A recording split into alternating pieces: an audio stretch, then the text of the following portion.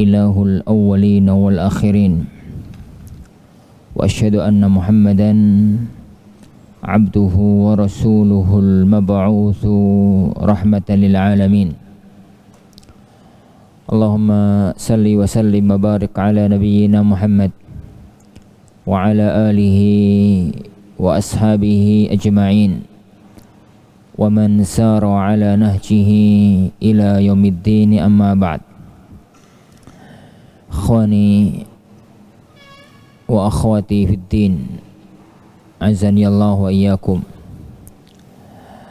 Melanjutkan kajian kita mempelajari risalah Al-Imam Al-Mundhiri Al-Arba'una fil Ahkam, ay Al-Fiqhiyah, 40 hadis tentang hukum-hukum fikih.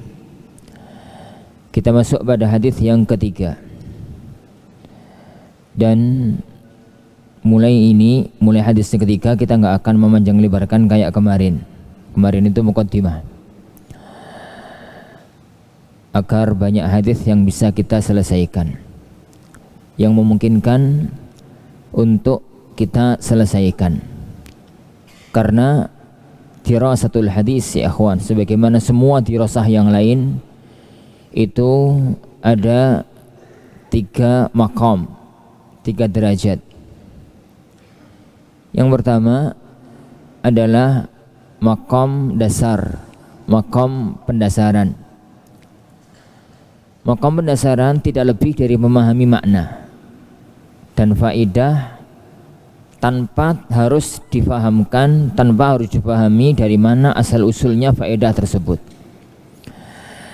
Jadi kalau memahami hadis di maqam yang pertama, di titik awal belajar, terutama antum para asatidzah, kalau ngajarkan hadis di maqam awal cukup baca hadisnya, jangan salah baca. Kemudian yang kedua, terjemahkan, fahamkan makna global, fawaid. Sudah selesai sampai di situ, nggak perlu lanjut. Kalau kemudian belajar di maqam yang kedua, tambahkan dengan wajhud dalalah, ringan. Wajhud dalalah yang mampu difahami dari mana fawaid itu muncul. Fawaid itu muncul. Adapun di maqam yang ketiga itu masuk pada masail daqiqah. Masuk pada masail daqiqah.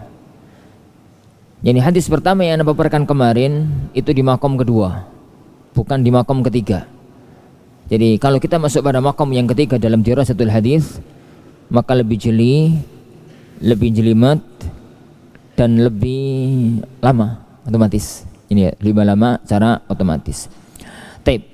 Ana akan turunkan cara memaparkan hadis-hadis ini agar kita sedikit bisa menyelesaikan hadis yang agak banyak. Al-haditsus salits an Salman radhiyallahu anhu, Salmanul Farisi radhiyallahu an, qala qila lahu, dikatakan kepada beliau, kepada Salman, allamakum nabiyyukum kulla syai'in hatta al-khira'ata, apakah nabimu mengajarkan segala sesuatu sampai khira'ah? Qala ajal, beliau mengatakan ajal, ya. Laqad nahana an nastaqbilal qiblata bi ghaitin aw baulin, Rasulullah sallallahu alaihi wasallam melarang kami untuk menghadap kiblat bi ghaitin aw baulin, dengan ghaid BAB atau kencing, au an nastanjiya bil yamin, atau kita juga dilarang untuk istinja dengan tangan kanan, au an nastanjiya bi aqalla min salasati ahjar, atau istinja kurang dari 3 batu, au an nastanjiya bi raji'in aw azmin, atau kita istinja dengan kotoran atau dengan tulang. Hadis ini para ikhwan azanillahu wa iyyakum diriwayatkan dari sahabat mulia Salmanul Farisi. Dan kisah Salmanul Farisi satu pelajaran agung yang paling utama, hidayah itu di tangan Allah. Kalau Allah sudah menetapkan hidayah pada seorang hamba, maka Allah akan menunjukkan perantara dan jalannya. Karena kalau dipikir-pikir secara akal, Salman jadi sahabat itu nggak pantas dalam tanda kutip. Karena beliau terlahir, jadi beliau itu sudah ada terlahir hampir bareng dengan lahirnya Rasulullah Sallallahu Alaihi Wasallam. Kemudian beliau tinggal di Irak, tinggal di negeri Persia. Negeri Persia adalah Irak sekarang, Irak Iran, itu negeri Persia. Perjalanan dari Persia sampai ke Mekah Madinah 1,5 bulan, PP 3 bulan. Naik apa? Naik onta, PP 3 bulan, 1,5 bulan. Zaman itu berita hanya akan diketahui oleh masyarakat sekitar. Kalau sampai mengetahui berita yang dari negeri jauh, itu butuh waktu yang lama. Zaman belum ada WA, belum ada internet, belum ada FB, belum ada IG, belum ada yang lain. Tapi tatkala Allah mentakdirkan Salman itu mendapatkan hidayah menjadi seorang sahabat mulia, maka Allah menunjukkan jalannya. Allah memberikan perantaranya. Maka yang penting ikhwan fillah azanillahu wa iyyakum, kita itu adalah bagaimana Allah Subhanahu wa taala memilih kita untuk menjadi pengemban ilmu agama ini. Yahmilu hadzal ilma min kulli khalafin uduluhu. Yang akan membawa ilmu ini per generasinya adalah orang-orang yang terpercaya. Sedangkan itu adalah pilihan Allah. Siapkan diri untuk layak dipilih oleh Allah Subhanahu wa taala. Dan kalau Allah sudah memilih seorang hamba, maka Allah akan menyiapkan jalannya meskipun dalam pandangan manusia itu mustahil. Taib. Beliau mengatakan qila lahu, dalam riwayat yang lain dalam Sahih Muslim lafadznya qala lahul musyrikun. Qala lahu al musyrikun. Orang-orang musyrik berkata kepada dia, kepada Salman, allamakum nabiyyukum kulla syai'in hatta al-khira'ah. Ini diriwayatkan dengan dua riwayat. Satu lafzun khabari, yang kedua lafzun istifhami. Lafzun khabari bahasa berita, yang kedua bahasa pertanyaan. Kalau bahasa pertanyaan semacam yang Anda sebutkan dalam terjemahan tadi, allamakum nabiyyukum kulla syai'in hatta al-khira'ah, ay maknanya hal allamakum nabiyyukum kulla syai'in hatta al-khira'ah, apakah nabimu mengajarkan segala sesuatu sampai pun khira'ah. Itu kalau maknanya adalah bahasa Yohan, maknanya adalah bahasa istifham.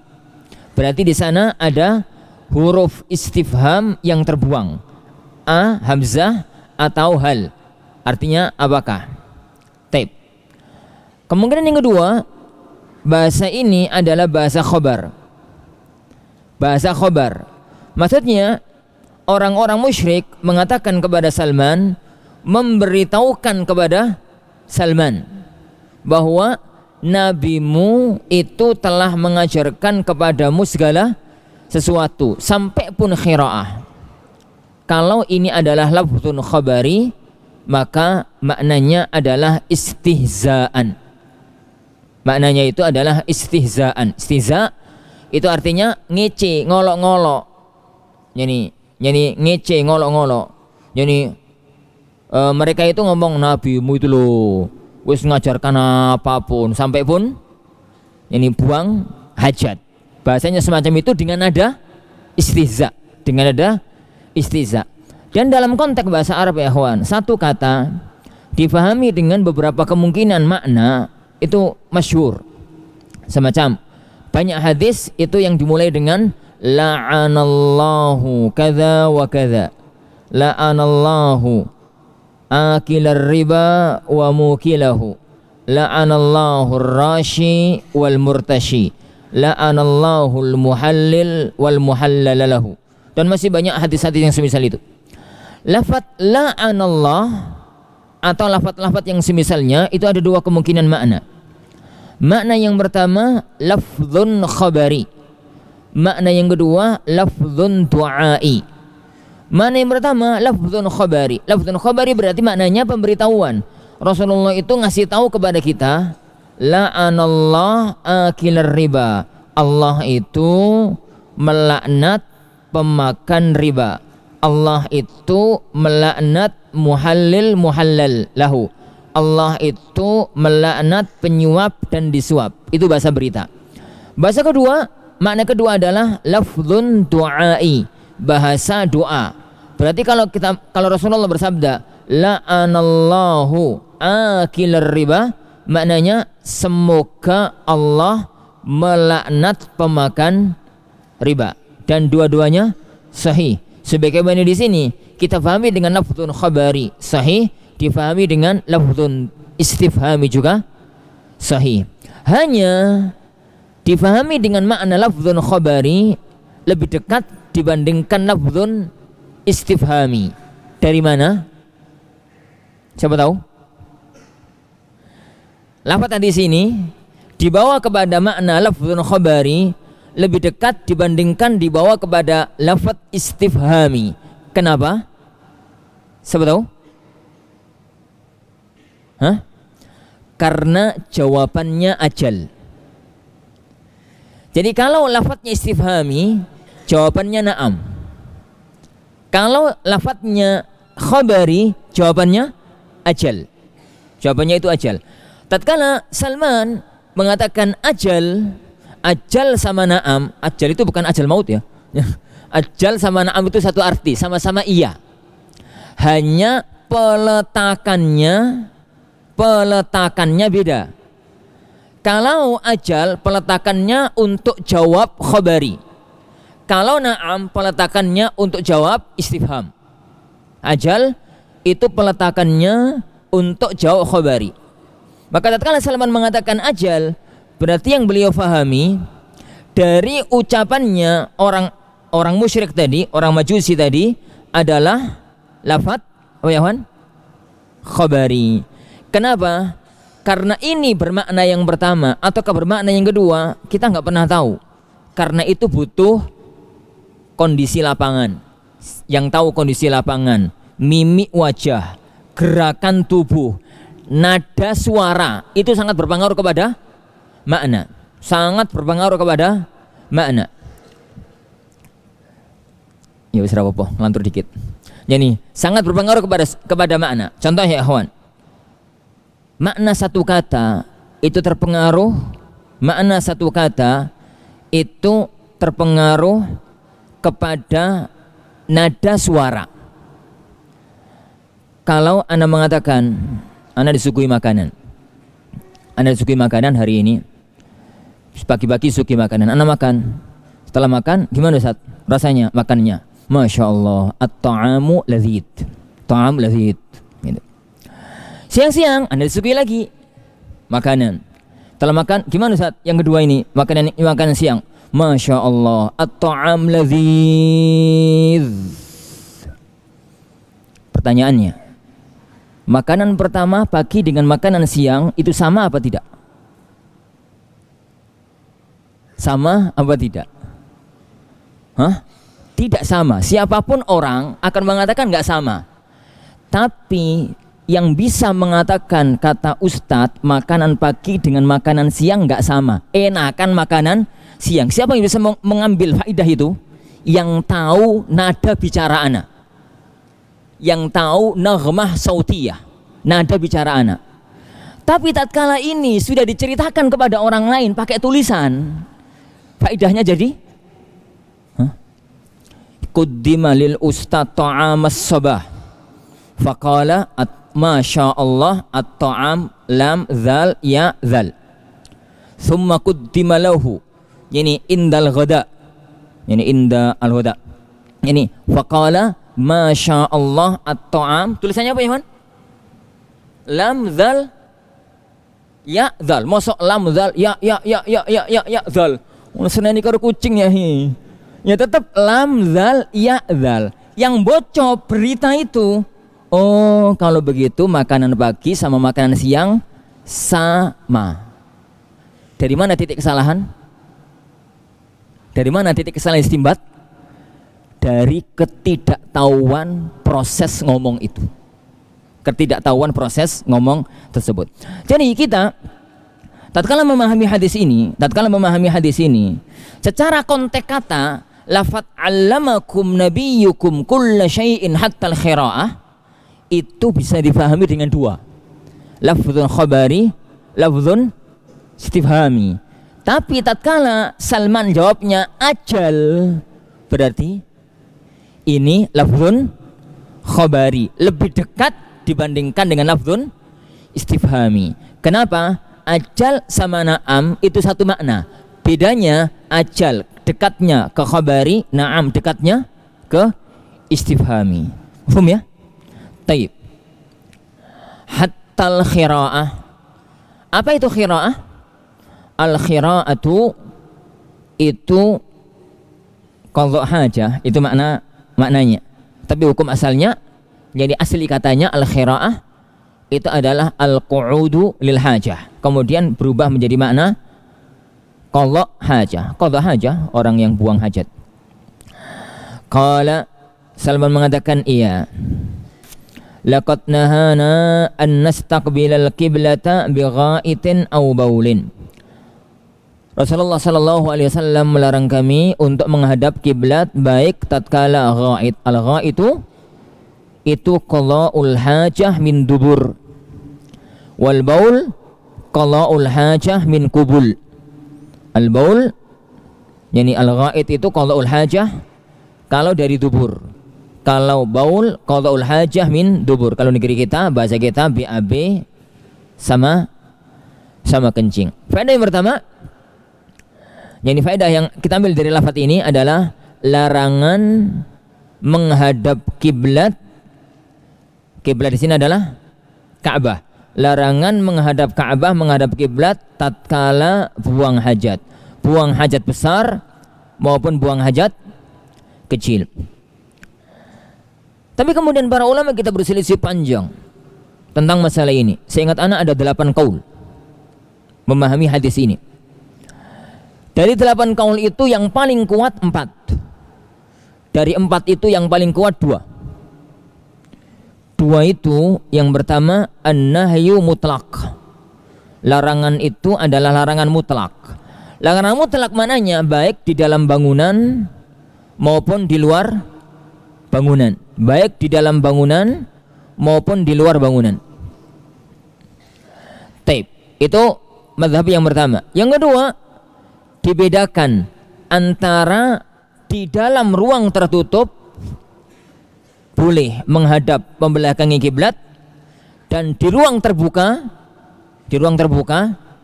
tidak boleh menghadap atau membelakangi kiblat. Dan sulit untuk merajihkan antara kedua kaul ini. Sulit ya kawan untuk merajihkan antara kedua kaul ini. Meskipun anda katakan mazhab jumhur ahlul ilm adalah yang kedua. Madhab mayoritas para ulama adalah yang kedua, yaitu membedakan antara di dalam tempat tertutup kayak di WC, kamar mandi, atau di tempat-tempat yang tertutup ada bangunannya, dan di tempat yang terbuka. Kalau di tempat yang tertutup maka boleh, sedangkan kalau di tempat yang terbuka maka tidak boleh menghadap atau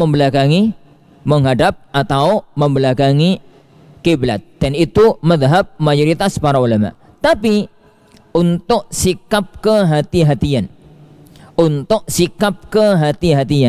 maka meskipun di dalam bangunan, ruang tertutup atau di ruang yang terbuka, diusahakan agar tidak menghadap dan tidak membelakangi kiblat.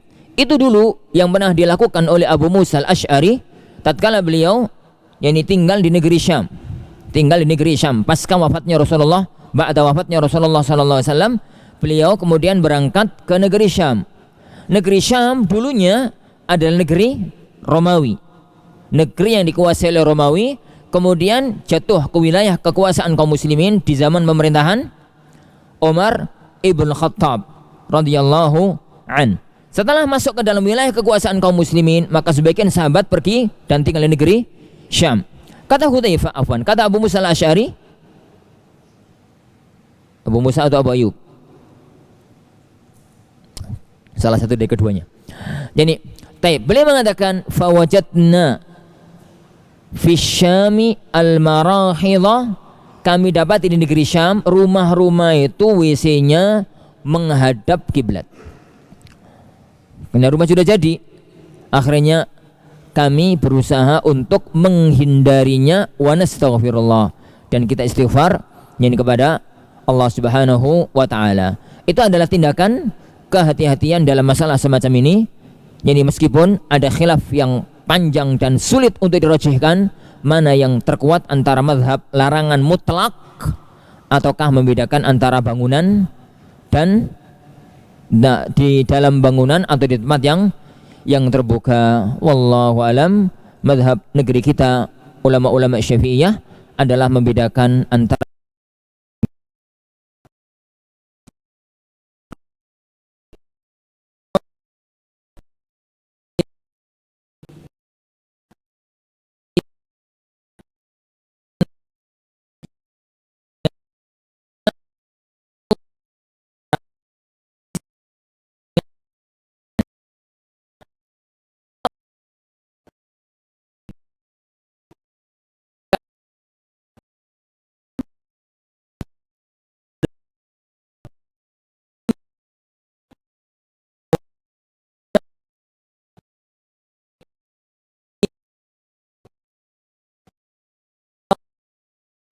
al-ghaiti wal baul fi makanihi, membersihkan kotoran yang keluar dari kubul maupun dari dubur, pipis maupun BAB, dengan syarat kotoran itu masih di tempatnya, belum jalan-jalan. Jadi belum pindah tempat maksudnya, belum pindah tempat. Kalau sudah pindah tempat, maka tidak lagi berlaku hukum istinja. Kalau sudah pindah tempat, tidak lagi berlaku hukum istinja. Taib. Perlu digambarkan?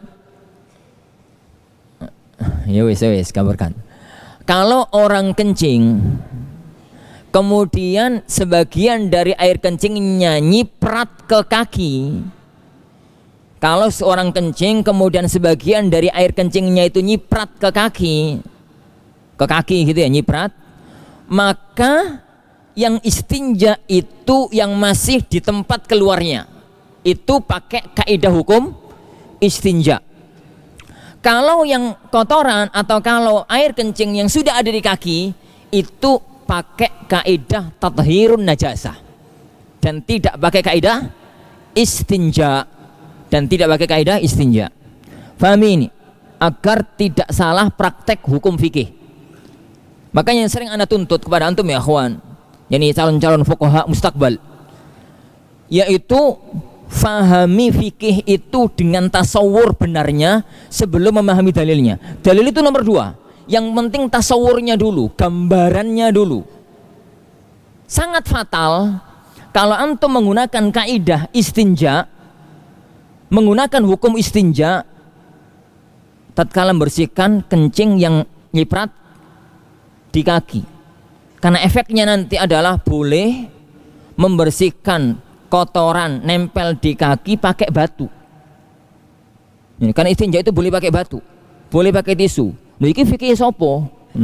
Itu bukan istinja. Istinja itu syaratnya fi makanihi, di tempatnya, selagi kotoran itu masih di tempatnya. Kalau BAB misalkan, kok jadi panjang ngomongnya.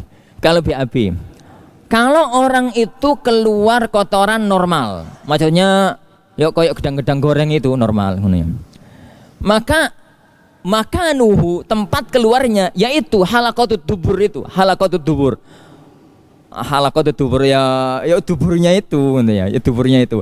Kalau kotoran itu masih di situ pakai kaidah istinja. Tapi nek mencret drewes sampai ke kaki. Maka yang di kaki itu tidak boleh pakai kaidah hukum istinja, harus pakai kaidah hukum tathhirun najasat. Tathhir an-najasat. Taib. Khair, insyaallah. Jadi istinja tadi ya ikhwan, tathhirun najasah indal ghaiti awil baul fi makanihi. Yani fi makanihi tatkala masih di tempatnya. Tatkala jadi masih di tempatnya. Itu istinja. Itu istinja. Bil yamin, pakai tangan kanan. Melarang pakai tangan kanan. Kenapa? Kaidah agama kita adalah yang kanan itu dipakai perkara-perkara yang mulia. Yang kiri itu dipakai jadi untuk perkara-perkara yang kotor, yang jijik, yang najis atau yang semisalnya. Maka nggak boleh istinja pakai tangan kanan. Tapi istinjanya itu pakai tangan kiri, sedangkan guyurnya bisa pakai tangan yang kanan. Au an nastanjiya bi aqalla min 3 ahjar. Kita tidak boleh istinja kurang dari 3 batu. Membersihkan istinja, membersihkan kotoran yang masih dalam makom istinja, membersihkan kotoran yang masih dalam makom istinja itu bisa menggunakan 2 hal. Ittifaqan alma wal hajar, air dan batu. Para ulama hanya berselisih ayyuhuma afdal, mana yang lebih utama, istinja itu pakai air atau ke istinja itu pakai batu. Mereka hanya berselisih titik itu. Sebagian ahli mengatakan pakai batu lebih utama dibandingkan pakai air. Sebagian mereka mengatakan pakai air lebih utama dibandingkan pakai batu. Sebagian mereka mengatakan pakai batu dulu untuk yang gede-gede, baru yang sisa-sisanya itu pakai air. Dan itu qaul Syafi'iyah. Dan itu qaul para ulama Syafi'iyah. Tapi khilafnya itu pada afdhaliyah. Khilafnya itu pada afdhaliyah, titik yang utama, mana yang lebih utama. Dengan kesepakatan mereka pakai pakai dua-duanya, mau pakai air sah, mau pakai batu sah, meskipun ada yang lainnya. Maksudnya pakai air sah meskipun ada batu, pakai batu sah meskipun ada apa? Ada air. Jadi pakai batu itu bukan kondisi darurat. Jangan fahami dalam istinja itu batu itu kayak tayamum. Tayamum itu nggak boleh kalau masih ada air, masih bisa berwudu. Istinja hukumnya beda. Istinja itu beda dengan masalah tayamum dan wudu. Istinja itu mau pakai batu monggo meskipun air melimpah. Mau pakai air silahkan meskipun batu melimpah. Ini otomatis gitu. Pakai batu melimpah. Mau pakai dua-duanya juga silahkan, nggak ada masalah. Bahkan sebagian para ulama dan antara mereka adalah ulama-ulama Syafi'iyah, mereka mengatakan yang terbaik adalah pakai batu kemudian disusul pakai air. Wallahu yani alam bi as-shawab. Antum mungkin heran ya akhwan, kenapa sebagian para ulama itu kok mengedepankan pakai batu daripada pakai air. Umar bin Khattab radhiyallahu an termasuk yang mengingkari istinja pakai air. Beliau tatkala ditanya yakni oleh sebagian orang, yakni bagaimana pendapat Anda tentang istinja pakai air? Maka beliau mengatakan istinja pakai air ingkar, maksudnya beliau mengingkari. Istinja pakai air idzan yadi la muntin abada. Kalau begitu tanganku akan bau terus. Nah, tanganku itu akan bau terus. Taklil ya ikhwan, kenapa sampai ada para ulama yang mereka itu mengatakan bahwasanya istinja pakai air itu tidak lebih utama dibandingkan istinja pakai batu? Karena 2 sebab. Sebab yang pertama, agar tangan itu tidak langsung nyentuh benda najis. Agar tangan itu tidak langsung kena benda najis. Otomatis kalau orang itu pakai air, itu tangan itu nyentuh benda najis. Gede-gede lagi. Itu yang pertama. Yang kedua, di zaman dahulu air itu sedikit, belum ada sabun. Kalau antum nih gak percaya, coba ini air istinja pakai air sedikit, kemudian jangan sabunan, terus dipakai mangan, la owapi. Semacam itu. Itu kenapa kok ada pendapat itu muncul? Meskipun zaman ini kayaknya kembali kepada hukum pakai air itu lebih utama. Tape. Jadi istinja itu bisa pakai batu, bisa pakai air. Yang berikutnya ya Ikhwan, al-hajar di sini itu maknanya adalah hajarul istinja. Hajar di sini bukan hajar dalam arti batu. Ya batu, kanggo watu aku mau. Batu yang ada di depan itu loh. Hajar di sini itu bukan berarti batu. Hajar ini dalam istilah fuqaha namanya hajarul istinja. Hajarul istinja, batu untuk istinja. Dan hajar istinja adalah kullu syai'in yatawaffar fihi arba'atu syurut. Segala benda yang terpenuhi 4 syarat itu namanya hajarul istinja. Segala benda yang terpenuhi 4 syarat itu namanya hajarul istinja. Apa 4 syarat ini? Ayyakuna tahiran, yabisan, qali'an, ghaira muhtaram. Ana ulangi. Ayyakuna tahiran, yabisan, qali'an, qaf qaf alif lam ain, qali'an, ghaira muhtaramin. Baik. Yang pertama suci. Suci berarti nggak boleh istinja itu pakai kotoran manusia yang dikeringkan. Ini yang dikeringkan itu kan kayak watu tuh.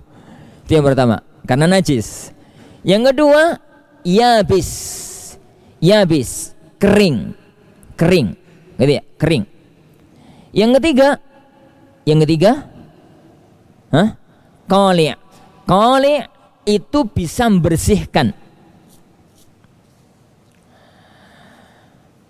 Antum di sini kena kotoran cecak, kotoran tikus nih, kotoran tikus. Ada tikus di atas BAB, gak sopan, jatuh ke sini. Kemudian antum ambil tisu. Tisu ini pertama tauhir, sah ya kawan, sah. Yang kedua yabis, dia itu yabis, kering. Yang ketiga qali'. Qali' itu kalau dipakai bersihkan, usap begini, lah ini jadi hilang kotorannya, jadi bersih. Itu namanya qali'. Loh terus benda yang nggak qali' itu apa Ustaz? Benda yang nggak qali' contohnya ini. Coba, non plastik ya? Plastik ya kawan. Anggap ini plastik. Plastik itu tahir, ya. Apa mu? Ya habis, kering, ya. Qali'. Antum coba kalau nggak percaya, ambil plastik. Kemudian kini kena kotoran cicak atau kotorannya anak. Ya. Pakai plastik diginikan, yo tambah roto. Ini tambah roto nggak karu-karuan. Tambah merata kemana-mana. Berarti plastik itu bukan qali'. Bahasa Indonesianya qali' itu apa berarti? Kesat, mana ya? Bener tau? Kesat. Ya pokoknya gitulah, sembuh. Terserah terjemahannya kok. Kesat. Ya bener deh, terserah wis. Qali'. Yang keempat, ghaira muhtaram. Yang tidak terhormat. Tidak terhormat maksudnya bukan untuk dimakan, baik makanan manusia, makanan binatang atau makanan yang lain. Jangan kemudian yani istinja pakai roti kering, atau pakai kerupuk serowo, atau yang semisal. Maka apapun yang terpenuhi 4 syarat itu namanya hajarul istinja. Kalau begitu ya ikhwan, istinja pakai tisu boleh apa tidak? Istinja pakai tisu boleh apa tidak? Boleh, asal tisu kering, bukan tisu basah. Asal tisu kering. Karena tisu ini terpenuhi 4 unsur tadi. Tahirun yabisun qali' ghairu muhtaram. Taib, pakai batu asli. Pakai batu asli. Boleh, karena terpenuhi 4 syarat tadi. Pakai kayu, boleh. Pakai kain, gombal, ini boleh. Pakai yang lain lah, boleh.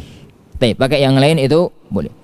Taib, itu namanya al-hajar. Yani min thalathati ahjar, yang thalathati ahjar. Tapi ya ikhwan, ana tadi katakan bahwa hukum istinja itu beda dengan hukum tathhirun najasah. Hukum istinja itu beda dengan hukum tathhirun najasah. Jadi kalau kotoran itu masih berada di tempatnya, di halaqatud dubur, gitu dalam istilah fikihnya itu halaqatud dubur. Halaqatud dubur itu majtama'a fid dub bainal ilyataini indal qiyam. Jabar nopora ini ki. Halaqatud dubur teh ya kawan adalah Yusrabu plus. Kalau dua pantat itu kalau nempel tatkala berdiri, itu namanya halaqatud dubur. Bukan tatkala duduk. Antum praktek coba satu. Nggak jadi. Kalau antum berdiri, kalau antum duduk ya kawan, dua pantat itu kan melebar.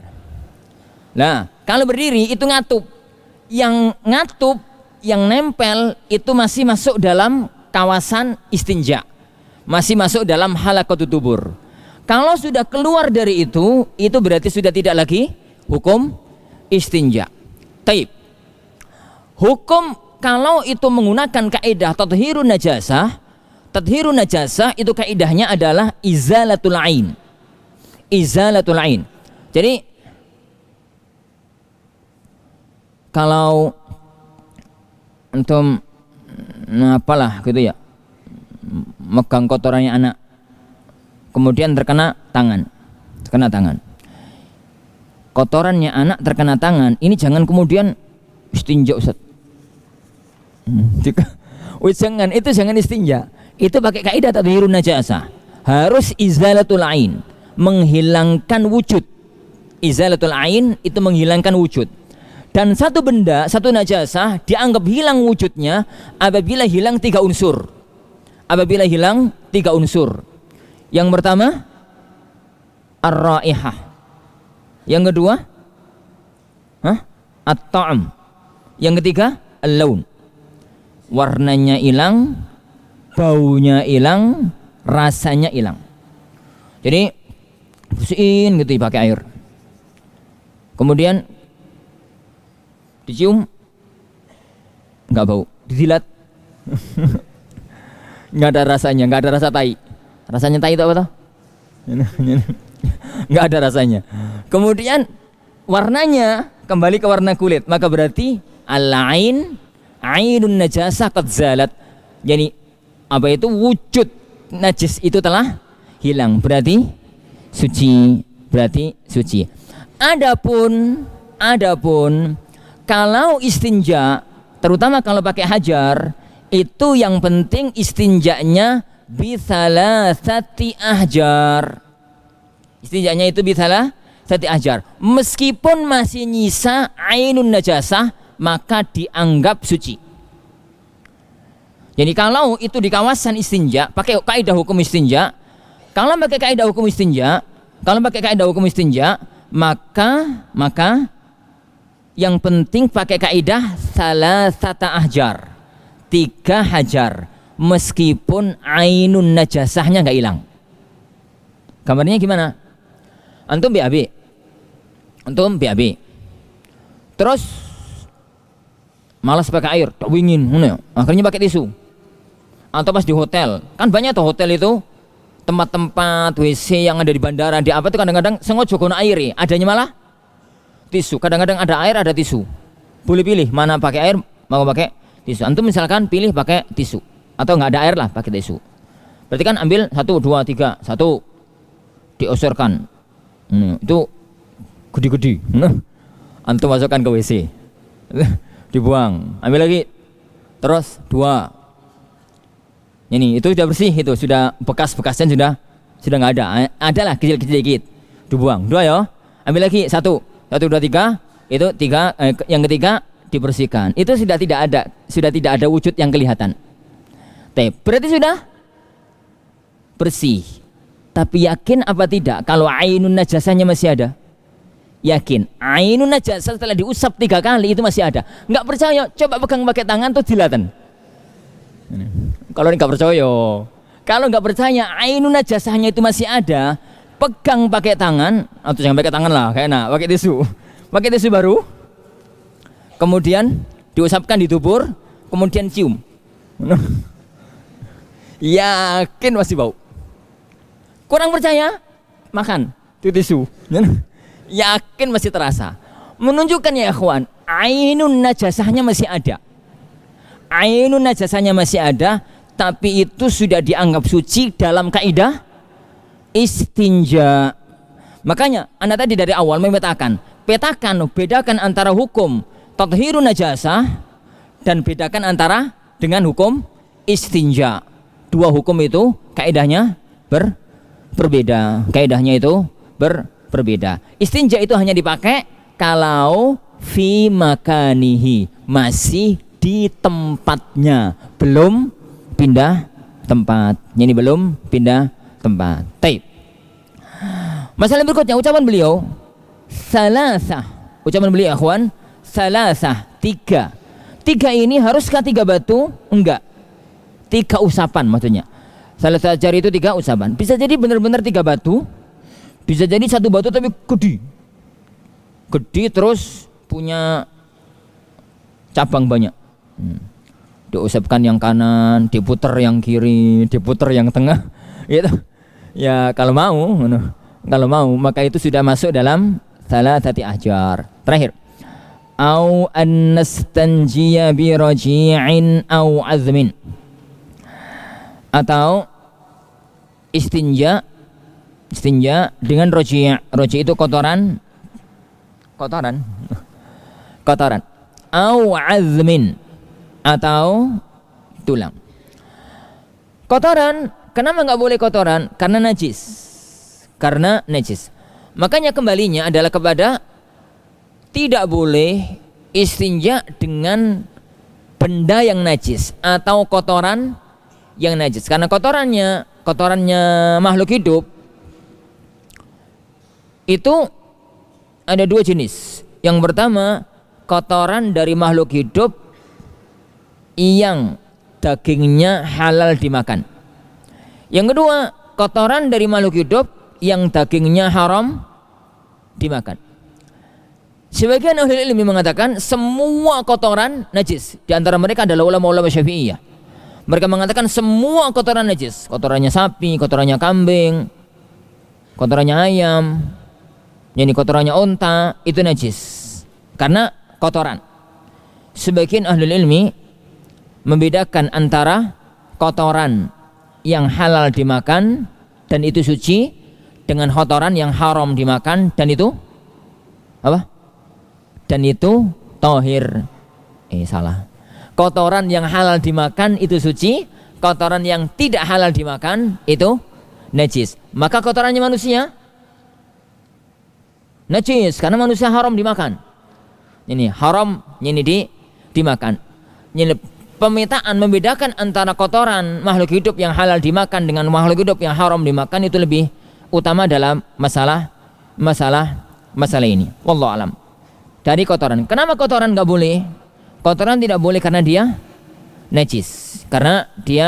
Yang kedua, au azmin atau tulang. Kenapa tulang enggak boleh? Rasulullah SAW mentaklil dalam riwayat yang lain dalam Sahih Muslim, li'annahu ta'amu ikhwanikum minal jin.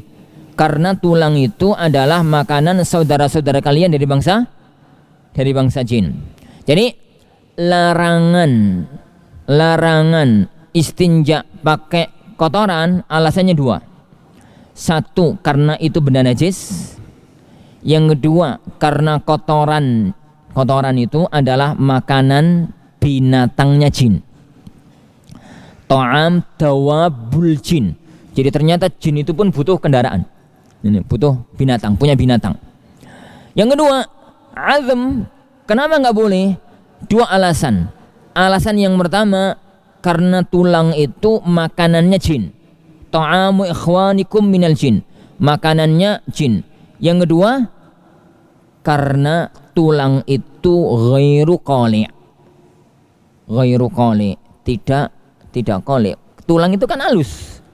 Tulang itu kan halus begitu. Jadi kalau dipakai istinja bukan yang bersihin, malah meratakan ke mana-mana. Wallahu yani a'lam bissawab. Nah, itu beberapa hal yang berkaitan dengan hadis yang ketiga. Taib. Al-hadithur rabi. Hadis yang keempat. Hadis yang keempat. An Abdullah bin Zaid bin Asim al-Ansari radhiyallahu anhu wa kanat lahu suhbah. Dari Abdullah bin Zaid al-Ansari radhiyallahu an, dan beliau itu memiliki as-suhbah. Suhbah itu pernah jadi sahabatnya Rasulullah SAW. Karena lafaz sahib dalam bahasa itu beda dengan sahibu Rasulillah. Sahib dalam bahasa itu man lazama ar-rajula mulazamatan tawilah. As-suhbah secara bahasa itu yakni as-sahib, ya kan. Suhbah itu masdar, failnya adalah sahib. As-sahibu itu man lazamal ghair mulazamatan tawilah. Orang yang sering senantiasa bersama orang lain dalam jangka waktu yang lama, itu baru namanya sahib. Itu sahabatan, berteman dengan si B lama gitu ya, kemana-mana ya, jadi teman kelas, jadi teman kerja, pokoknya lama lah ya. Maka kita katakan sahibu B secara bahasa. Dan itu makna sahib kalau dipakai selain sahabat Rasulullah SAW. Adapun untuk menjadi sahibu Rasulillah, maka definisi tadi gak berlaku. Untuk menjadi sahibu Rasulillah, maka definisi tadi gak berlaku.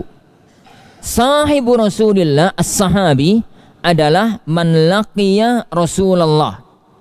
Man laqiya Rasulullah mu'minan bihi wa mata ala dhalik. Walau takhallalahul kufru ala rajih inda Ibnu Hajar. Jadi lah sekolah nih maksudnya. Jadi akan ya, definisi sahabat yang disepakati oleh para ulama itu yang depan. Man laqiya Rasulullah, orang yang pernah ketemu dengan Rasulullah. Ketemu bisa jadi ketemu melihat dan mendengar. Melihat Rasulullah SAW atau mendengar apa? Sabda beliau. Atau ketemu dalam arti mendengar tanpa melihat. Siapa contohnya? Mendengar tanpa melihat. Siapa contohnya? Sahabat-sahabat yang buta, itu mendengar tapi nggak melihat.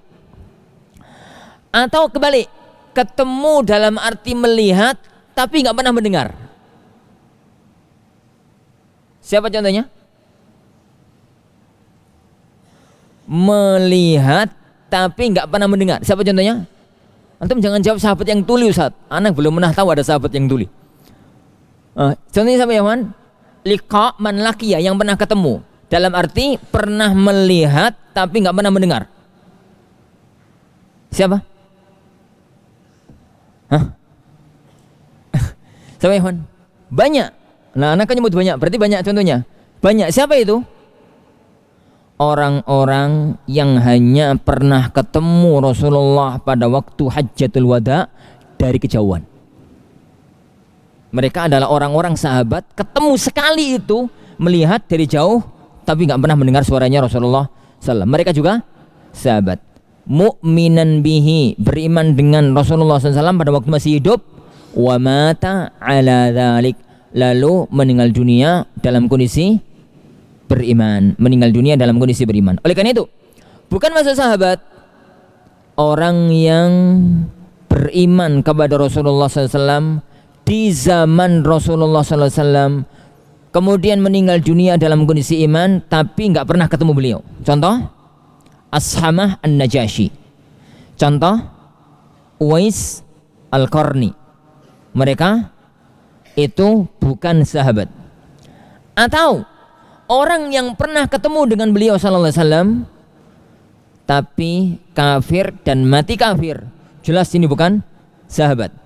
Atau orang yang pernah bertemu dengan beliau kafiran bihi, saat tatkala Rasulullah masih hidup dia kafir, pada waktu Rasulullah sudah meninggal dunia baru masuk Islam, dia juga bukan sahabat. Syaratnya harus al-liqa, iman tatkala masih hidup, kemudian apa?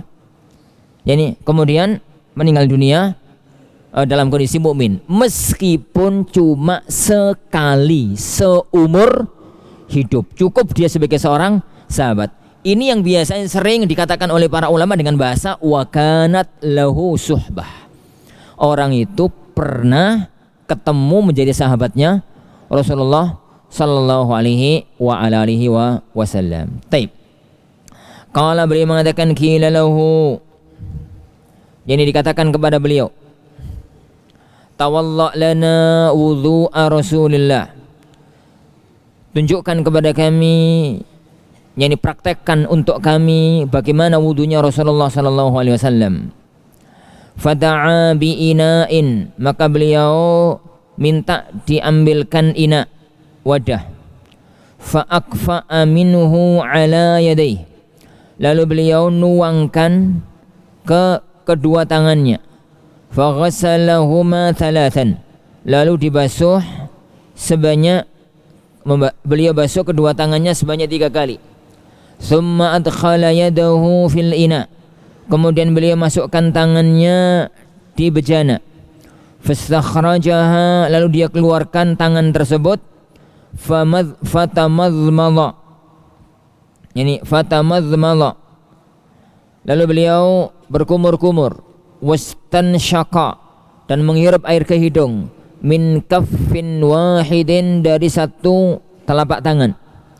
Fafa'ala dzalika thalathan, beliau melakukan itu 3 kali. Tsumma adkhala yadahu fil ina, kemudian beliau memasukkan tangannya di ina, di bejana. Fastakhrajaha, lalu mengeluarkan tangan, bawa air maksudnya. Faghasala yadayhi ilal mirfaqain, maka beliau membasuh kedua tangannya sampai mirfaq, sampai siku. Marrataini marratain, 2 kali 2 kali. Summa adkhala yadahu fil ina, kemudian beliau masukkan tangannya fil ina, di bejana. Fastakhrajaha, beliau keluarkan. Famassaha bi ra'sihi, beliau usap kepalanya. Fa'aqbala bi yadayhi wa adbar, dimulai dari depan sampai ke belakang.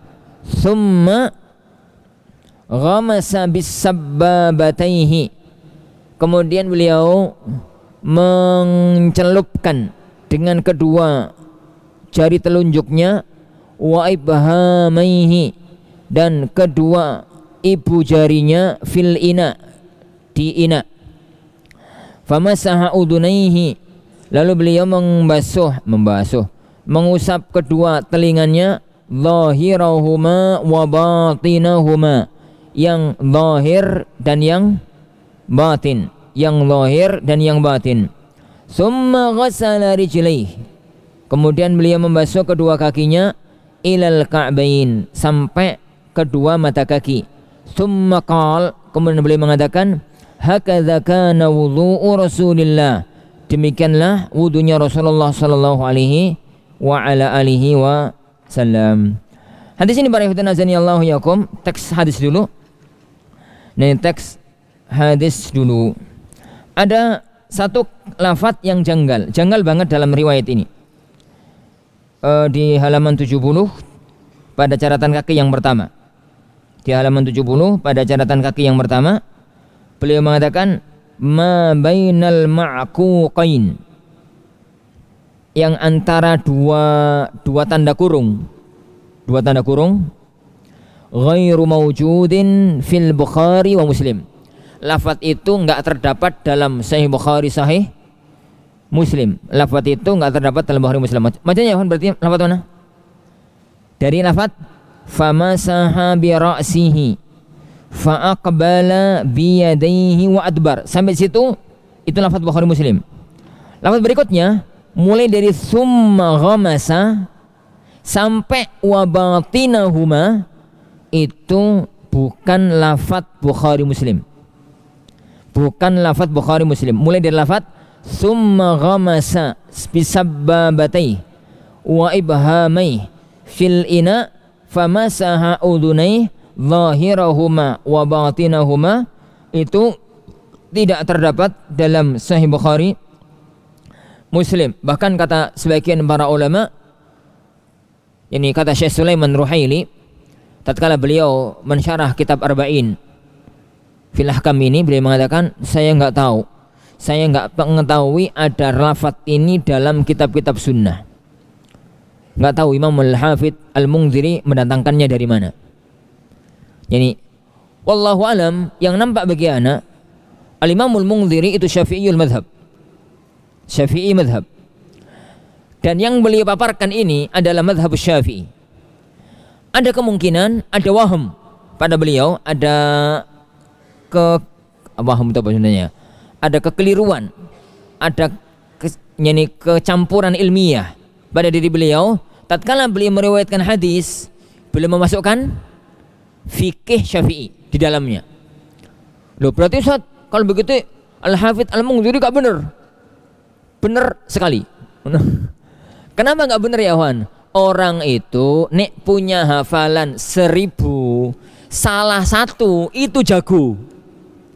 Yang masalah adalah gak pernah salah karena gak punya hafalan. Hafalan hadisnya 1000, salah 1, 2, 3, 4, 5, wajarnya manusia, gak mungkin gak salah.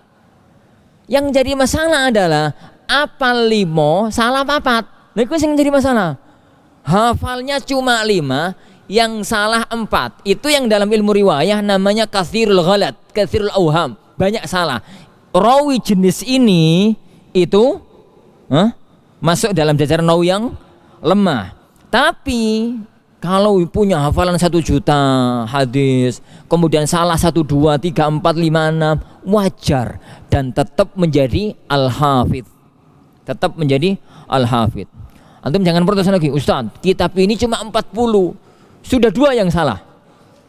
Sudah 2 yang salah. Pertama, hadis pertama jenengan mengatakan lafadzul jalalah enggak ada. Khair. Lafadz ini enggak ada. Fatal lagi. Salahnya hadis 40 itu yang dalam kitab ini. Al-Imamul Munziri itu al-hafidh. Al-hafidh, tidak mungkin seorang itu disebut al-hafidh kecuali benar-benar mapan dunia riwayah dan diroyah hadisnya. Ada salah satu ulama namanya Ibrahim terus hanya lupa. Pokoknya Ibrahim. Dia hidup di abad ke-8. Abad ke-8 atau abad ke-7 gitu loh. Dia itu seorang alim terkemuka, banyak hafalan hadisnya, pintar dalam dunia ilmiah. Suatu ketika dia itu ketemu dengan sebagian kaum muslimin, sebagian penuntut ilmu yang mengatakan, minta kepada beliau untuk ngasih ceramah. Orang tadi mengatakan, ya insyaallah yang akan menyampaikan kajian pada saat ini Asy-Syekhul Hafidh Ibrahim siapa? Asy-Syekh Al-Hafidh Ibrahim siapa? Maka Syekh Ibrahim tadi nesu mengatakan, jangan sebut anal hafidh, innamal hafidhu Abdul Ghani. Jangan katakan saya hafidh.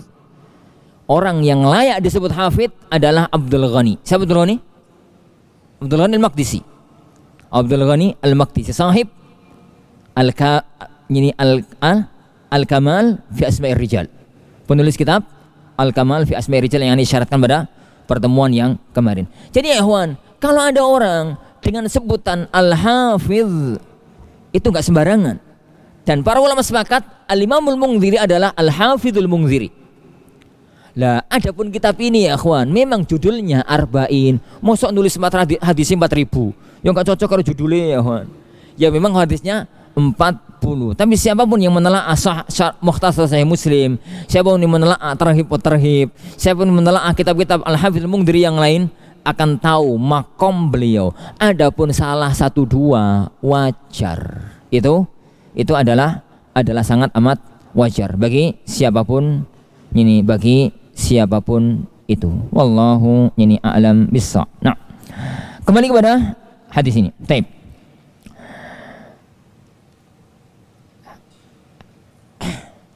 Hadis ini yang menunjukkan kepada kita, pertama, salah satu di antara cara pengajaran itu dengan praktek langsung, karena praktek itu lebih membekas daripada teori. Teori mateng, kemudian dipraktekkan agar langsung tahu kejadiannya, agar langsung memahami bagaimana praktek yang dipraktekkan tatkala berwudu. Maka tatkala orang ini, sahabat yang mulia ini, Abdullah bin Zaid, beliau diminta untuk mengajari wudu, maka beliau diminta untuk mempraktekkan wudunya Rasulullah sallallahu alaihi wa ala alihi wasallam. Nah, ucapan beliau fada'a bi ina, beliau minta ina. Apa itu ya Ikhwan? Ina itu wadah air yang enggak terlalu gede. Ya sak baskom, sak timba, sak ember, itu ina mesian. Bukan apa ya Ikhwan, tandon kawedi ina. Bukan, ina itu yang kecil-kecil.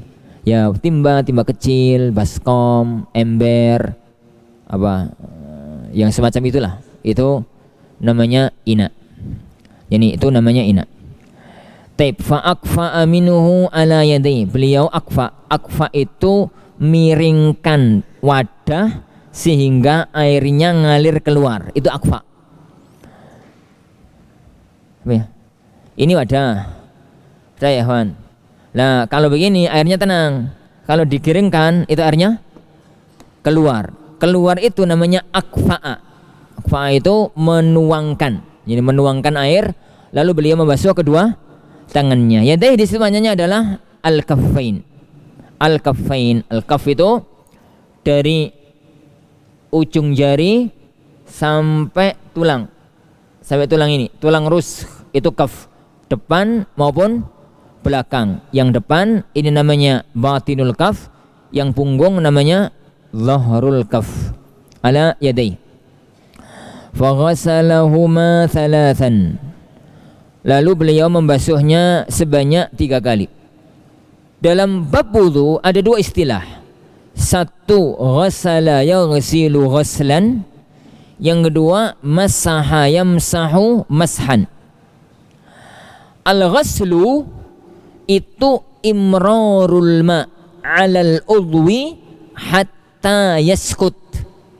Al-ghasl itu imrar itu apa?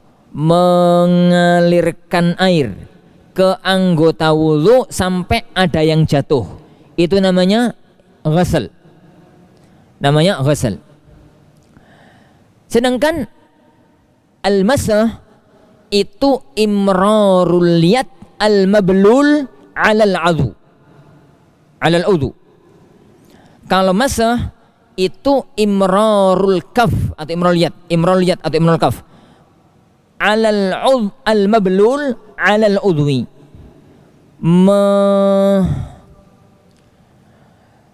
Kalau ghusl itu syaratnya ada air yang ngalir sampai netes. Ada yang netes, meskipun nggak netes semua. Pokoknya ada yang netes meskipun sedikit, ada yang ngalir, ada yang netes, maka itu namanya ghusl. Itu namanya ghusl. Adapun kalau masaha itu adalah posisi tangan ini basah. Posisi tangan non air ya. Ini serabola nggak jadi. Enggak udah minum. Jadi air itu basah. Air itu basah kalau diginikan ya Ikhwan, itu nggak ada air yang netes, tapi tangan basah. Tatkala kemudian dipakai untuk ngusap wajah, maka itu namanya masaha. Nggak ada air yang mengalir, nggak ada yang netes, tapi wajah menjadi basah karena yang diusapkan adalah tangan yang basah. Itu namanya masah. Imraru al-yad al-mablulah 'alal udhu. Betul apa jenis saya? Mengusapkan, melewatkan, pokoknya gini lah, gitu ya. Gak ada air yang itu. Perhatikan ini. Karena kesalahan memahami ghusl dan masah ini akibatnya fatal. Jadi ini akibatnya fatal. Yang paling fatal itu adalah fatwa-fatwa yang muncul untuk orang haji, untuk orang umroh. Apa maknanya? Jadi orang itu kalau zaman sekarang ya kawan, jubel-jubele Masjidil Haram.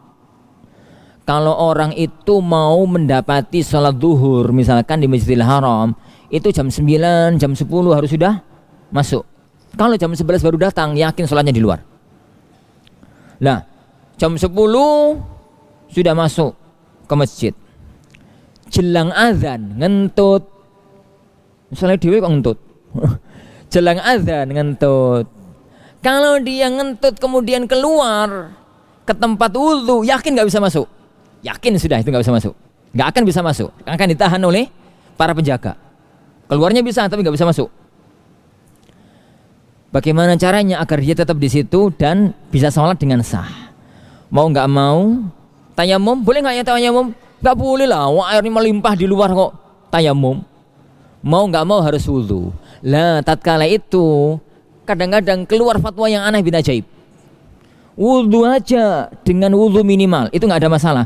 Prakteknya pakai spray gitu loh. Apa namanya? Yang untuk nyemprot kalau nyetrika? Gowo apa namanya? Spray. Sembolah. Ceret-ceret.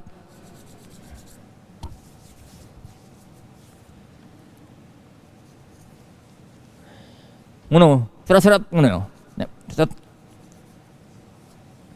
Pertanyaan Nana, itu wudu apa ben seger? Itu enggak wudu ya ikhwan. Karena wajah dengan praktek kayak tadi itu yamsahul wajah. Padahal ayatnya faghsilu wujuhakum. Ayatnya itu perintahnya basuh. Sedangkan yang dipraktekkan tadi adalah apa? Ngusap. Yang dipraktekkan tadi adalah ngusap. Lah, terus gimana Ustaz caranya? Gampang. Bisa, sangat bisa. Pakai air gelasan atau pakai air botol yang kecil itu, tuangkan di sini. Tuangkan di sini agak genang dikit. Kemudian ini disiramkan ke wajah. Itu ada air yang netes, yang ngalir dan netes. 1, 2, 3, 4 tetes. Kena baju, bentuk kena baju aja kok.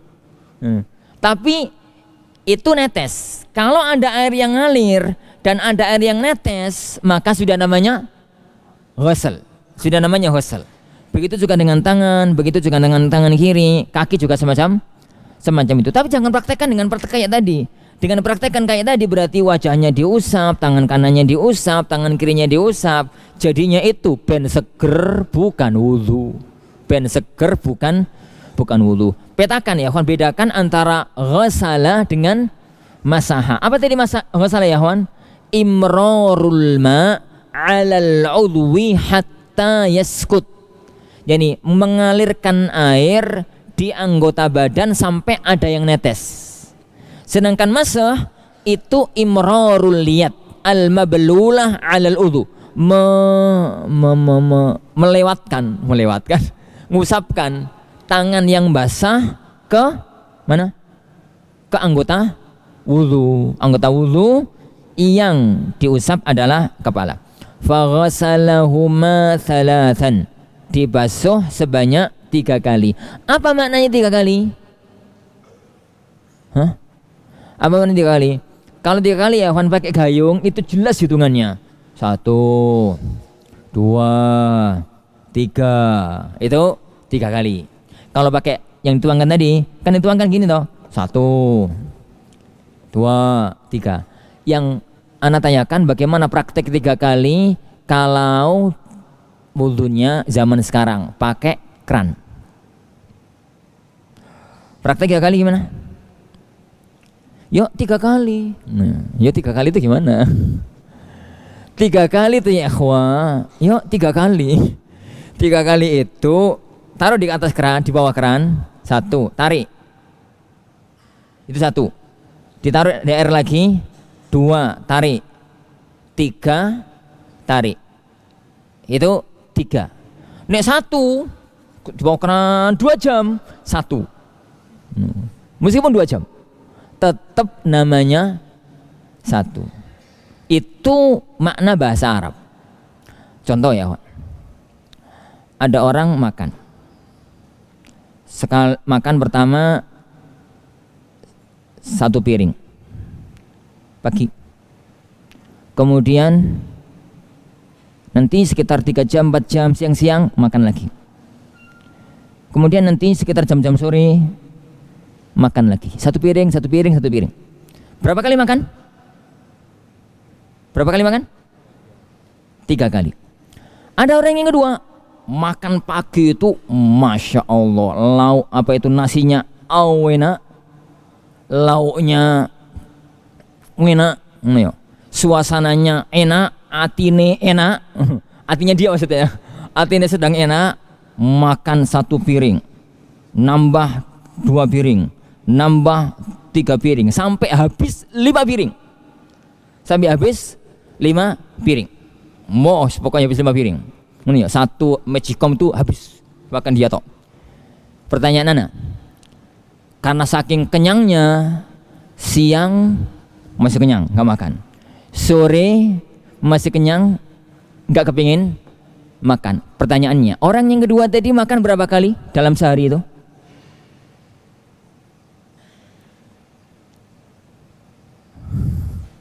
Orang yang kedua, orang yang pertama jelas makan 3 kali.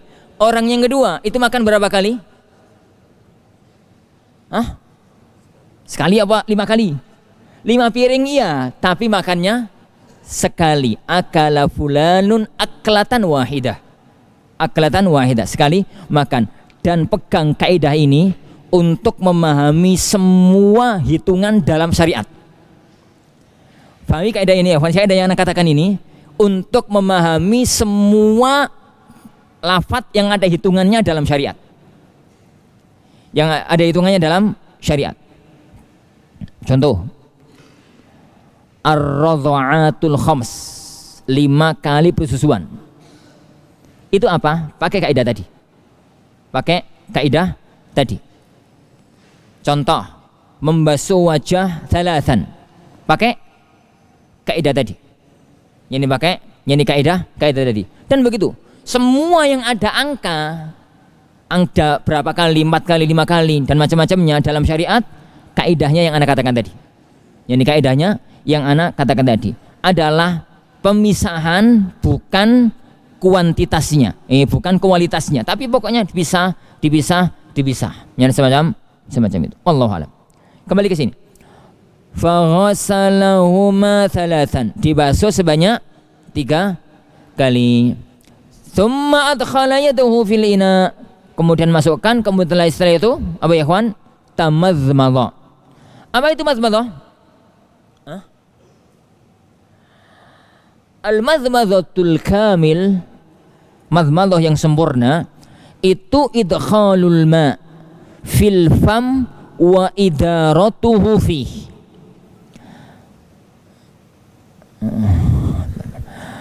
Idkhalul ma' fil fam, memasukkan air di mulut lalu diputer-puter. Itu namanya madzmadhah yang sempurna. Kalau cuma masukkan air tok tanpa diputer-puter, itu sudah masuk madzmadhah apa tidak? Itu ada khilaf di kalangan ahli ilmi. Dalam pandangan ulama-ulama Syafi'iyah, al-madzmadhah itu cukup idkhalul ma' fil fam, memasukkan air ke mulut, maka masuk keluar, itu sudah namanya madzmadhah. Yang penting madzmadhah, tapi yang sempurna semacam itu. Di sebagian pandangan sebagian para ulama-ulama yang lain, namanya madzmadhah itu harus diputer-puter. Diputer-puter itu bahasanya apa? Dia di kumur-kumur, dikumur-kumur. Taib. Yang berikutnya wastansyaqa. Apa itu insyak? Apa itu insyak ya, Wan? Al-istinsyak itu sahbul ma'i ila dakhilil anf. Istinsyak itu sahab itu maksudnya apa? Menyedot itu maksudnya apa? Menghirup, menyedot air, menghirup air ke dalam hidung. Itu namanya istinsyak. Berarti para ikhwah, tidak masuk dalam istinsyak membersihkan ujung hidung. Orang mau wudu itu gayanya. Itu bukan istinsyak, itu namanya pencet hidung. Istinsyak itu sahbul ma dakhilal anf, menghirup air masuk ke dalam hidung. Itu istinsyak. Ini yang itu adalah merupakan sunnah dalam berwudu. Sunnahnya dalam berwudu itu madmadah dan istinsyak itu min kaffin wahid, satu apa? Telapak tangan. Jadi yang paling sunnah adalah ambil air satu telapak tangan. Air ini sebagiannya masuk mulut, sebagiannya masuk hidung, itu yang paling utama. Kalau itu sulit dilakukan, maka lakukan masing-masing sendiri. Air mulut sendiri, lalu hidung, mulut lagi, lalu hidung, mulut lagi, lalu hidung.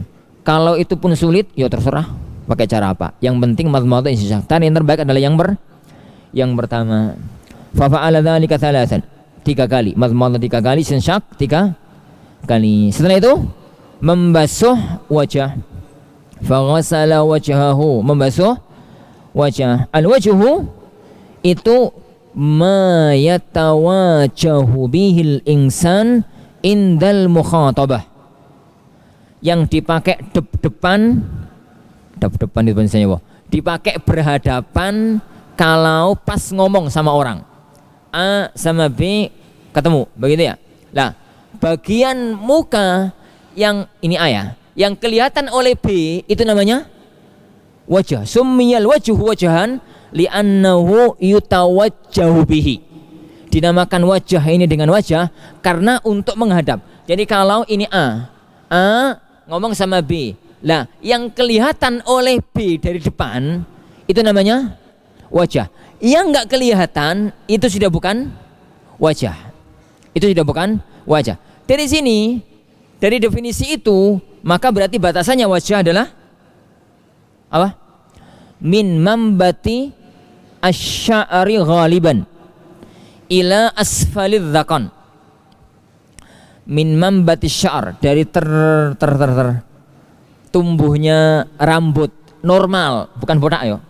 Bukan botak, rambutnya rambut normal sampai asfalidz dzaqan. Adz-dzaqan itu ijtima' lahyain. Al-dzaqan itu ijtima' lahyain. Al-lahi itu al-'azm alladhi yambutu fihi al-asnan as-sufla. Tadi ruwet ngomongnya. Yani al-lahi itu tulang tempat tumbuh gigi bawah. Itu lahi. Dari sini tulang ini ke bawah terus sampai di sini. Ini namanya dzaqan, ketemunya antara lahi yang kanan sama lahi yang kiri. Jadi ijtima' al-lahyain, ketemu antara dua lahi. Ini lahi, tulang ini loh. Oh ya. Ini tulang ini, itu az-dzaqan. Dari sini sampai asfal az-dzaqan, sampai asfaludz dzaqan. Taib, ardhon lebarnya min syahmatil udhun. Bukan ini ya. Bukan ini. Ini loh. Apa namanya? Yang kecil ini loh. Sembulah apa namanya apa? Ini namanya syahmatil udhun. Syahmah al-udhun. Dari sini sampai sini. Itu batas wajah. Taib. Kenapa yang dalamnya kuping masuk wajah apa tidak? Tidak, karena nggak kelihatan dari depan. Karena nggak kelihatan dari depan. Ketutup sama ini. Ini ketutup sama ini. Wallahu a'lam. Itu al-wajh. Itu adalah al-wajh. Thalathan dibaca sebanyak 3 kali. 3 kali itu 3 kali sempurna. Adapun kalau 3 kali yang sempurna 1 kehitung 1. 3 kali itu 3 kali sempurna. Summa adkhala yadahu fil ina fastakhrajuhuma faghassala yadayhi. Lalu beliau membasuh tangan ilal mirfaqain, sampai mirfaq. Al-yad dalam bahasa Arab itu min al-yad itu min a'la al-asbu' sampai al-katif, sampai sini, sampai tulang ini loh, tulang pertemuan antara pundak sama apa namanya ini, lengan atas. Di sini kan ada tulang, itu yad. Dari sini sampai sini itu yad, itu yad.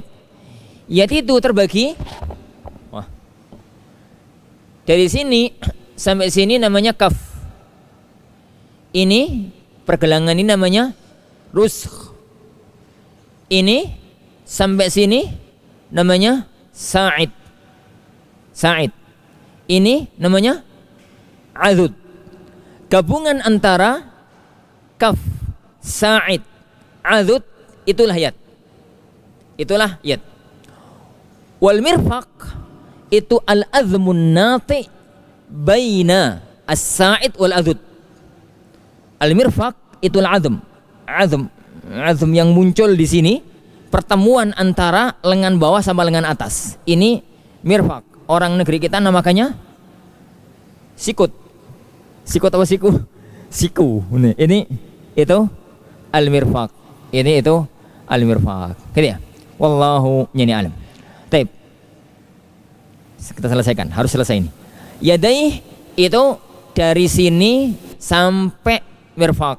Karena Rasulullah membatasi. Seandainya tidak ada ilal mirfaqain, maka ini dibaca sampai sini. Tapi karena Allah membatasi ilal mirfaqain, maka berarti sampai mirfaq, sampai mirfaq.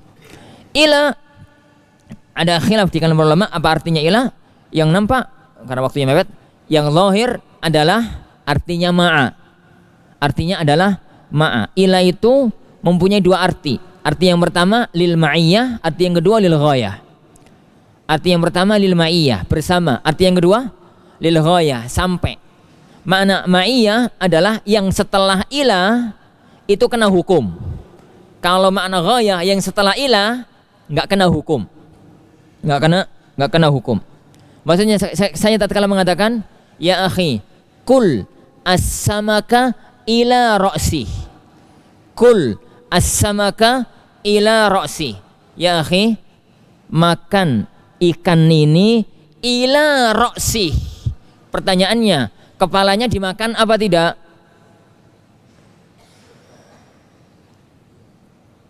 Pertanyaannya, kepalanya dimakan apa tidak?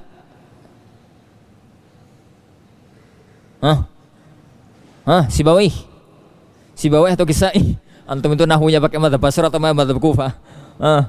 Ya kawan, kalau Anda mengatakan ya akhi, kul, ada nyuguhkan ikan kabedi, ikan duyung.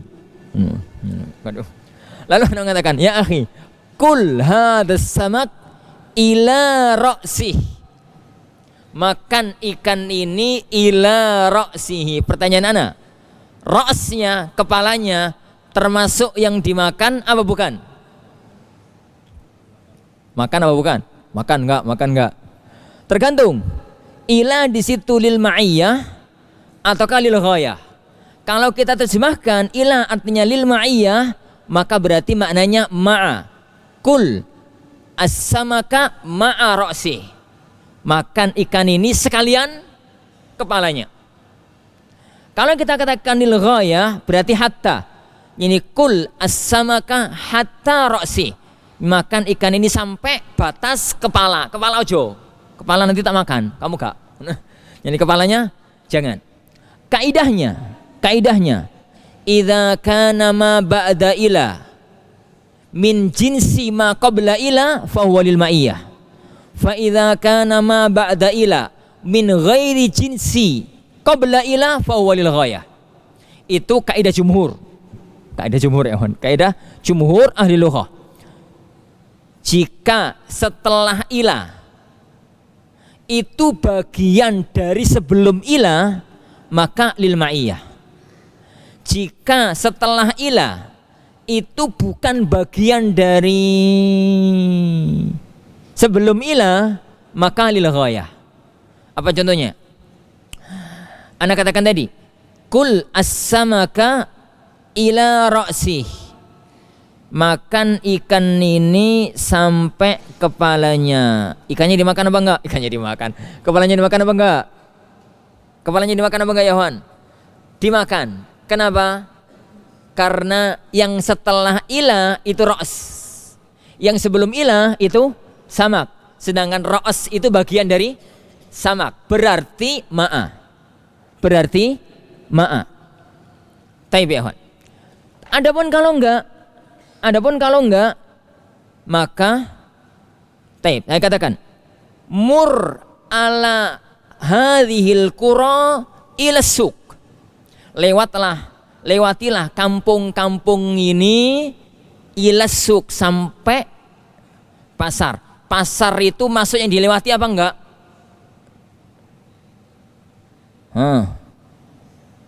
Ini nahu level dasar loh ini ya Wan.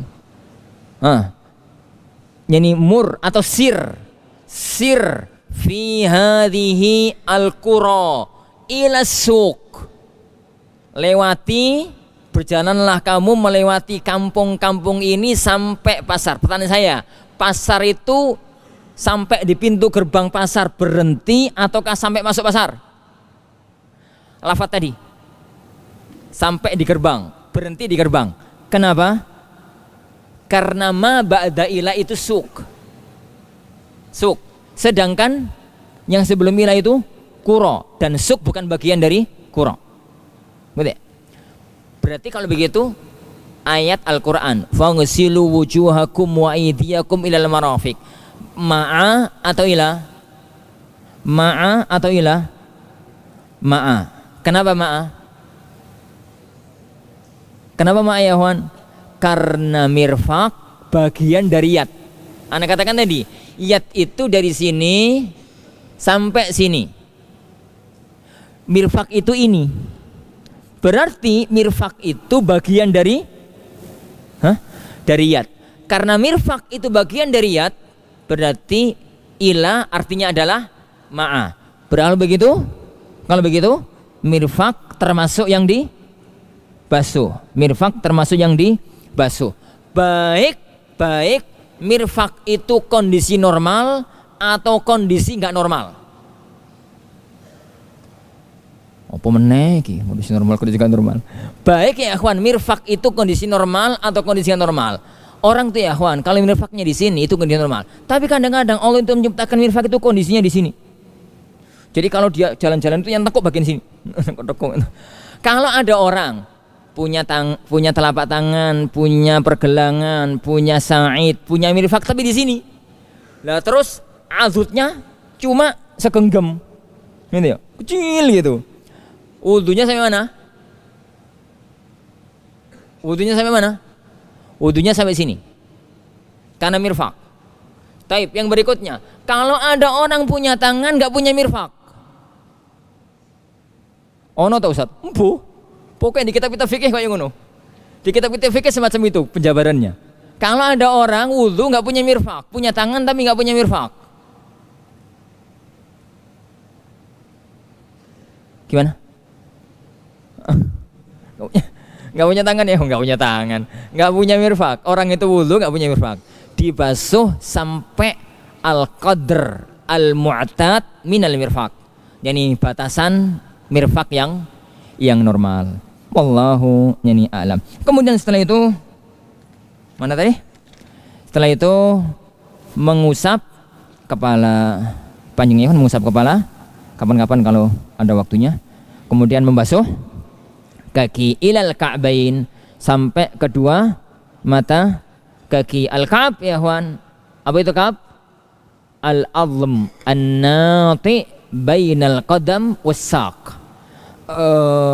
Itu al-ka'b dalam mazhab Ahlussunnah. Menyelisih Syiah. Tulang yang muncul antara kaki, telapak kaki sama apa itu? Sama betis, yang sama betis. Itu al-ka'ab. Berbeda dengan orang-orang Syiah, yang mana orang-orang Syiah mengatakan al-ka'ab itu al-azmun nati fauqal qadam. Tulang yang muncul di atasnya telapak kaki. Saya bisa praktekkan? Masa anak praktekkan? Masa tak taruh di sini kaki anak? Pak sopan ke syuting bahaya. Ini kaki tuh ya Wan, kaki atau kaki ya, kaki. Lah itu bagian. Nah gini ya, ini kaki. Wah repot men prakteknya. Pokoknya kaki lah. Kaki itu yang bagian atas, itu ada tulang agak nonjol dikit. Kakinya ya Wan, kakinya. Telapak kakinya itu loh. Bagian atas itu ada tulang agak nonjol dikit. Itu Ka'ab inda Syiah. Adapun Ka'ab inda ahli sunnah itu yang antum mengatakan mata kaki itu al-azm an-nati, yakni tulang yang muncul antara telapak kaki dengan apa? Dengan esak, dengan betis, maka itu adalah kaki. Wallahu alam, ini bi ashawab. Kita tinggalkan satu masalah, yaitu mengusap kepala, karena itu pembahasannya panjang dan waktunya nggak ngatasi. Jadi mudah-mudahan bisa dibahas pada waktu-waktu yang lainnya. Bi'idzni rabbina tabaraka wa ta'ala. Wallahu alam bisawab. Insyaallah kita lanjutkan pertemuan depan pada al-haditsu al-khamis, hadis yang ketiga, yang kelima. Kita akhiri majelis kita. Subhanakallahumma wa bihamdika asyhadu an la ilaha illa anta astaghfiruka wa atubu ilaik. Sallallahu wasallam wa baraka ala nabi Muhammad. Assalamualaikum warahmatullahi wabarakatuh.